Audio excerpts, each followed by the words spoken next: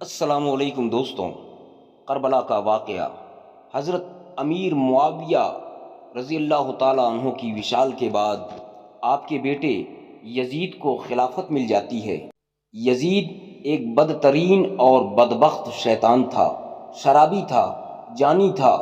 یزید کو جب خلافت ملی تو یزید سمجھ گیا کہ میری خلافت کو حضرت امام حسین رضی اللہ تعالیٰ عنہ کبھی قبول نہیں کریں گے۔ اس لیے یزید مدینہ منورہ کے گورنر ولید بن عتبہ کو خط لکھا کہ حسین ابن علی، عبداللہ ابن عمر اور عبداللہ ابن زبیر رضی اللہ تعالیٰ عنہ کو کہو کہ میری بیعت کو مانے، اور اگر وہ بات نہ مانے تو ان پر ظلم و ستم کرنا۔ حضرت امام حسین رضی اللہ تعالیٰ عنہ نے یزید کی بیعت کرنے سے انکار کر دیا، کیونکہ یزید آپ کے نزدیک مسلمانوں کے امامت اور خلافت کے لائق نہیں تھا، کیونکہ آپ جانتے تھے یزید فاسق و فاجر تھا، جانی تھا، شرابی تھا اور ظالم تھا۔ امام حسین رضی اللہ تعالیٰ عنہ مدینہ شریف چھوڑ کر مکہ شریف تشریف لے آئے۔ اب آپ کو مکہ شریف میں کوفیوں کے ڈھیر سارے خط آنے لگے۔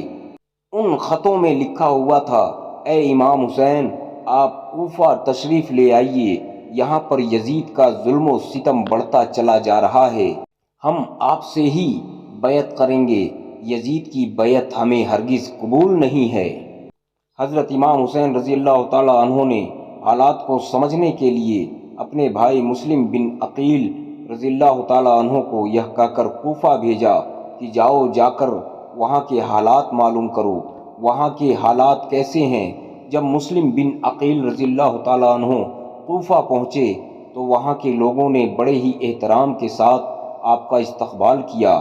حضرت مسلم بن عقیل رضی اللہ تعالیٰ عنہ کے ہاتھوں میں 18,000 لوگوں نے بیعت کر لی، اور حضرت مسلم بن عقیل رضی اللہ تعالیٰ عنہ نے اپنے بھائی حضرت امام حسین کے نام ایک خط روانہ کر دیا، جس میں آپ نے لکھا، یہاں کے حالات بالکل صحیح ہیں اور 18,000 لوگوں نے بیعت بھی کر لی ہے، لہٰذا آپ کوفہ جلد سے جلد تشریف لے آئیں۔ لیکن جب یزید نے ان لوگوں کو دھمکیاں اور لالچ دی تو وہ لوگ اپنی بیعت سے مکر گئے اور امام مسلم بن عقیل رضی اللہ تعالیٰ عنہ کو شہید کر دیا۔ کوفہ کے حالات اتنے بدل چکے تھے کہ وہ لوگ جو حضرت مسلم بن عقیل سے محبت کا دعویٰ کر رہے تھے، اب وہی لوگ آپ کی جان کے دشمن بن گئے۔ وہیں دوسری طرف مکہ میں مسلم بن عقیل کا بھیجا ہوا خط حضرت امام حسین تک پہنچ چکا تھا، جس خط میں لکھا ہوا تھا کہ کوفہ میں حالات بہت اچھے ہیں، آپ جلد سے جلد تشریف لے آئیں۔ لہٰذا حضرت امام حسین نے فوراً کوفہ جانے کی تیاری شروع کر دی۔ حضرت امام حسین اپنے تمام اہل خانہ کے ساتھ کوفہ کے لیے روانہ ہوئے۔ امام حسین ابن علی کو حضرت مسلم بن عقیل کی شہادت اور کوفہ کی بے وفائی کی خبر اس وقت ملی جب آپ مکہ شریف سے کوفہ کی طرف روانہ ہو چکے تھے۔ جب آپ کوفہ شہر کے بالکل قریب پہنچ گئے تو آپ کو یزیدی فوج نے روکنے کی کوشش کی۔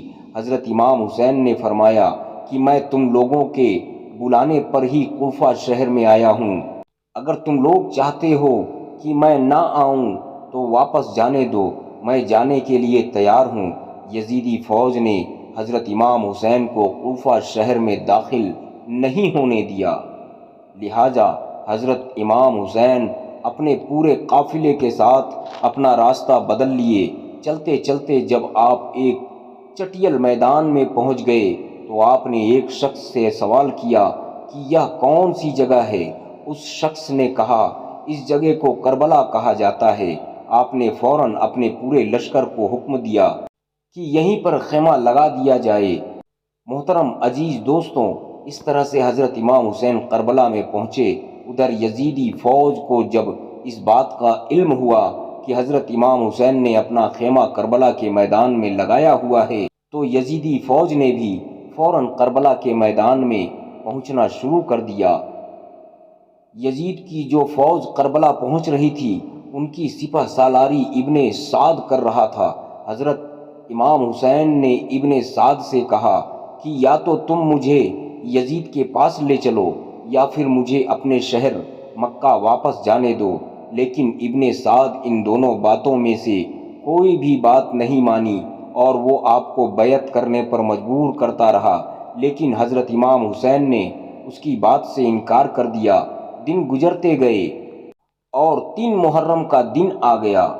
اب ظالم یزید نے امام حسین کے سامنے 22,000 سپاہیوں کا لشکر بھیج دیا۔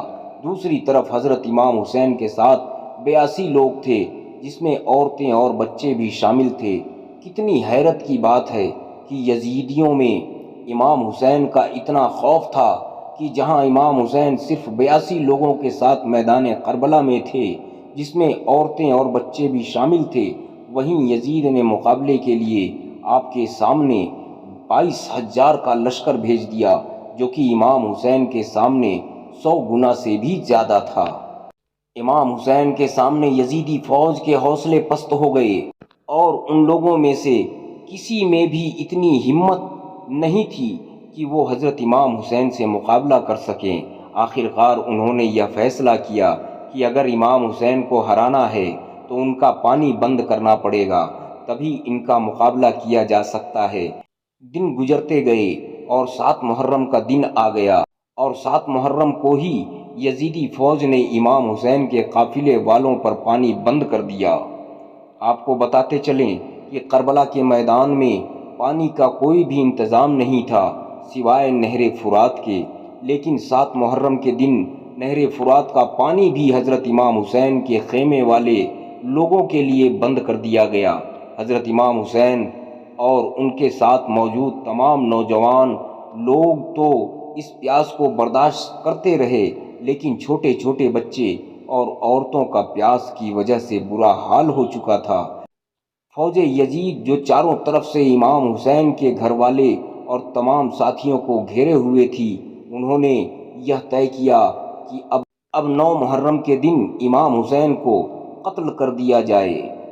معاذ اللہ، حضرت امام حسین نے حضرت عباس رضی اللہ تعالیٰ عنہ سے کہا، عباس جاؤ یزیدی فوج کے پاس اور ان سے کہو ہمیں 1 رات اللہ کی عبادت کرنے کے لیے دی جائے۔ جب حضرت عباس نے یزیدی فوج سے 1 رات کی مہلت کے لیے کہا تو ان لوگوں نے آپ کی بات مان لی۔ جب تک 9 محرم کی تاریخ آئی تب تک حضرت امام حسین کو یہ یقین ہو چکا تھا کہ یزید کی فوج کا مقصد صرف اور صرف مجھے شہید کرنا ہے، اس کے علاوہ یزید اور کچھ بھی کرنے کے لیے تیار نہیں ہے۔ اس لیے حضرت امام حسین نے 9 محرم کی رات میں اپنے تمام خیمے والوں کو ایک جگہ پر اکٹھا کیا اور آپ نے کہا کہ یہ بات تو طے ہو چکی ہے، یہاں پر موجود سبھی لوگ 1-2 دن کے اندر شہید کر دیے جائیں گے، اس لیے یہاں موجود آپ میں سے جو بھی واپس لوٹنا چاہتے ہیں وہ لوٹ جائیں۔ حضرت امام حسین نے فوراً خیمے میں جل رہے تمام دیوں کو بجھوا دیا اور اندھیرا کروا دیا تھا تاکہ جو بھی جانا چاہیں وہ چلا جائے۔ تھوڑی دیر بعد جب دیوں کو دوبارہ جلایا گیا تو سارے کے سارے لوگ بیٹھے آنسو بہا رہے تھے، یعنی کوئی بھی حضرت امام حسین کو چھوڑ کر جانے کے لیے تیار نہیں تھا۔ آخر کار 10 محرم کا دن آیا اور حضرت امام حسین اور یزید کی فوج کے بیچ جنگ ہونا شروع ہو گئی۔ جہاں ایک طرف یزید کی ایک بڑی فوج تھی تو وہیں دوسری طرف امام حسین کے ساتھ صرف 72 لوگ تھے۔ اتنے میں فوج یزید کا حملہ شروع ہو جاتا ہے اور ہر شہید شہادت کا جام پیتا گیا۔ کبھی حر شہید ہوتے ہیں تو کبھی قاسم شہید ہوتے ہیں تو کبھی علی اکبر شہید ہوتے ہیں تو کبھی اون و محمد شہید ہوتے ہیں۔ 3 دن کے پیاسے امام حسین کے گھر والے اور تمام لوگ یزیدی فوج سے جنگ کرتے رہے اور ایک ایک کر کے شہید ہوتے گئے۔ حضرت عباس علمدار سے حضرت امام حسین کے 6 مہینے کے بیٹے علی اصغر کی پیاس نہیں دیکھی گئی۔ آپ نے ایک مسقیزہ لیا اور گھوڑے پر سوار ہو کر نہر فرات کے کنارے پہنچ گئے اور آپ نے ایک مسقیزہ بھر لیا، لیکن جب آپ پانی لے کر واپس لوٹنے لگے تو یزیدی فوج نے آپ کے اوپر لگاتار تیر برسانا شروع کر دیا تھا۔ حضرت عباس جب تک حضرت امام حسین کے خیمے تک پہنچ پاتے تب تک یزیدی فوج نے تیر چلا کر حضرت عباس علمدار کو شہید کر دیا تھا۔ اس طرح حضرت عباس علمدار شہید ہو گئے۔ اس طرح ایک ایک کر کے تمام اہل بیت کے نوجوان اور ہاشمی شیر شہادت کا جام پی لیتے ہیں۔ دھیرے دھیرے کر کے جب حضرت امام حسین کے سبھی افراد شہید ہو گئے تو اس کے بعد حضرت امام حسین نے خود میدان میں تلوار لے کر نکلنے کا فیصلہ کیا۔ امام حسین اپنی تلوار سے کافی لمبے وقت تک یزیدی فوج کا اکیلے مقابلہ کرتے رہے۔ حضرت امام حسین کے تنہا ہونے کے باوجود بھی آپ کے مقابلے میں کوئی بھی نہیں آنا چاہتا تھا، اور اس کی صرف ایک ہی وجہ تھی، اور وجہ یہ تھی کہ آپ حضرت علی کے بیٹے تھے۔ اس وقت یزیدی فوج کا ایک کمانڈر ابن سعد کو یہ یقین ہو چکا تھا کہ ہم کسی بھی طرح سے حضرت علی کے بیٹے کا مقابلہ نہیں کر سکتے ہیں، اس لیے اس نے اپنے تمام فوجیوں کو امام حسین کے اوپر ایک ساتھ حملہ کرنے کا آرڈر دیا۔ تمام لوگ حضرت امام حسین پر ایک ساتھ مل کر حملہ کر رہے تھے، لیکن اس کے باوجود بھی امام حسین لگاتار یہ ثابت کر رہے تھے کہ باطل چاہے تعداد میں جتنے بھی ہوں، لیکن وہ حق اور سچ کے مقابلے میں بالکل بھی ٹک نہیں سکتا۔ جب حسینیت اور یزیدیت کے بیچ بڑی ہی خطرناک جنگ چل رہی تھی کہ اسی بیچ میں نماز عصر کا وقت ہو گیا۔ حضرت امام حسین نے ایسے مشکل وقت اور ایسی زخمی حالت میں بھی عصر کی نماز پڑھنے کا ارادہ کیا۔ آپ نے جیسے ہی نماز پڑھنا شروع کیا، یزیدی فوج کو وہ موقع مل گیا جس کا وہ لوگ ایک لمبے وقت سے انتظار کر رہے تھے، یعنی جیسے ہی حضرت امام حسین سجدے میں گئے، سمرجل جوشن نے آپ کی گردن پر تلوار چلا کر آپ کے سر مبارک کو جسم سے جدا کر دیا۔ حضرت امام حسین کی شہادت کے بعد یزیدیوں نے آپ کے سر مبارک کو نیزے پر رکھ کر پورے کوفہ میں گھمایا تھا۔ آپ کے سر مبارک کو گلی گلی میں گھما کر جلوس نکالا گیا تھا۔ کربلا کی اس جنگ میں حضرت امام حسین کے گھر والوں میں سے صرف آپ کی ایک اولاد ہی بچ سکی تھی، جن کا نام حضرت زین العابدین تھا۔ اس کے علاوہ حضرت امام حسین کے گھر کی تمام عورتوں کو قیدی بنا کر کوفہ لایا گیا تھا۔ بھلے ہی اس دن امام حسین رضی اللہ تعالیٰ عنہ کو شہید کر دیا گیا تھا، لیکن آج بھی حضرت امام حسین رضی اللہ تعالیٰ عنہ پوری دنیا میں قیامت تک کے لیے زندہ ہیں۔ یزید ڈوب گیا شام کے اندھیرے میں، حسین زندہ ہے ہر دل میں روشنی کی طرح۔ دوستوں، یہ تھا کربلا کا واقعہ۔ دوستوں، اور بھی واقعہ سننے کے لیے آپ کامنٹ میں بتائیں آپ کون سا واقعہ سننا چاہتے ہیں۔ انشاءاللہ تعالیٰ پوری کوشش کی جائے گی کہ آپ کے پسند کو سامنے لے کر آیا جائے ویڈیو کے روپ میں۔ انشاءاللہ تعالیٰ اگلا ویڈیو لانے تک کے لیے دوستوں آپ سے گزارش ہے کہ آپ ہمارے چینل کو سبسکرائب کر لیں، لائک اور شیئر ضرور کریں۔ اگلا ویڈیو لانے تک کے لیے آپ سب سے اجازت چاہتے ہیں۔ اللہ حافظ، دعاؤں میں یاد رکھیں۔